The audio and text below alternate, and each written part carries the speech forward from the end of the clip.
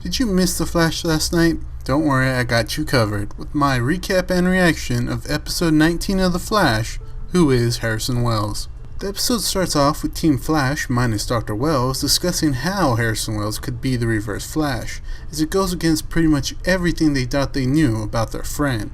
But Caitlin leaves as she's not exactly comfortable with accusing her mentor and friend of such horrible things. Across town, a woman is caught on camera robbing a bank vault. But now that she's being questioned by Eddie at the police department, she says it wasn't her. Eddie believes the woman and thinks it could be a metahuman with mind-controlling abilities. The metahuman who actually committed the crime is busy trying to sell those stolen jewels to a pawn shop, but the shop employee discovers that the jewels are stolen and calls the police. This results in Barry getting a call from Eddie, who's following the man trying to sell the diamonds. The Flash races to help, but the metahuman is a shapeshifter and can assume the appearance of any person he touches. With this ability, he easily escapes the Flash. Back at Star Labs, Wells confirms that shapeshifting is the metahuman's power, and him and Caitlin warn Barry against touching him, as he will assume the Flash's appearance and discover his secret identity, or possibly get his powers. Joe and Cisco take a road trip to Starling City to see if they can learn more about Dr. Wells.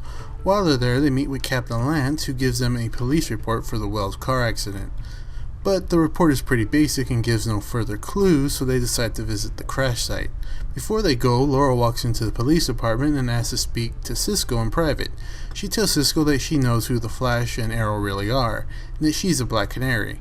She wants Cisco to help improve her Canary call device, to which Cisco agrees. Caitlin is still unwilling to believe that Dr. Wells could be the bad guy in all this, and she decides to go talk to him herself. But before she can, she's stopped by Barry, who convinces her to remain quiet. Barry and Eddie then go to question the metahuman's grandmother, but it turns out to be the villain in disguise, whose real name is Hannibal Bates, and after a short chase, he successfully frames Eddie in the shooting of two cops who showed up to help. At the crash site, Cisco finds traces of tachyons, which leads to the discovery of a body who is presumably the real Dr. Wells. Captain Lance wants to call the dead body in, but Joe gets him to keep the matter private. Barry's about to leave his house when Bates, disguised as Eddie, walks in and gets a jump on him. He takes a form of Barry, which fools Caitlin, who arrived to tell Barry about how she could devise a serum that could halt Bates' shape-shifting abilities. Bates goes with it, which results in him heading back to Star Labs with Caitlin, but she does figure something's up after Bates kisses her. Iris also comes to Star Labs with proof that Eddie was framed, as the imposter used his left hand to shoot the cops.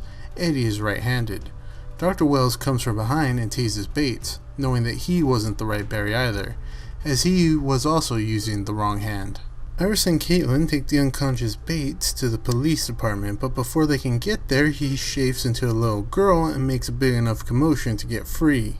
In Starling City, Joe and Cisco are getting ready to return with some new evidence, but before they leave, Cisco gives Laurel the improved sonic device, calling it the Canary Cry. Caitlin goes to free a still tied up Barry. Then they head back to Star Labs, where Wells confirms that Bates can't take Barry's powers. They track down Bates at the airport, where Bates and Flash start fighting, and after a decent battle, Flash is able to inject him with the serum. With Bates imprisoned in the Star Labs metahuman prison, and video proofs of Bates' changing ability, Eddie is proven innocent. Eddie goes to find Iris and explain why he's been so distant lately. He says he's been working with the Flash, but keeps Barry's identity out of it. Team Flash meets up in Barry's lab, where Cisco and Joe show Caitlin the body of the real Harrison Wells. And we now know why Wells acted like a completely different person after his wife's death. It's because he is. Back at Star Labs, Cisco runs a 3D model of the lab to see if he can find any spots where Wells is hiding. And to his surprise, he does. Cisco, Barry, and Caitlin go to investigate, and they find Wells' hidden chamber, with his Reverse Flash suit and the newspaper headline saying that the Flash disappeared in 2024. Now, I'm not gonna lie, I like this episode more than last week's episode. It felt much more like what we've come to expect. I was a bit disappointed though, as I assumed Wells would be in it more. After all, the episode had his name in it. But we did find out tons about him a few episodes ago, so at this point we know him pretty well. My one lingering question still is, where is future Barry? We know he's not in the year 2024, so where is he? Is it possible he got stuck in the past just like the Reverse Flash, or could he be stuck running in the Speed Force? I'm not sure, but I hope they answer that question. So altogether, another great episode, back to the quality I've come to expect from the show.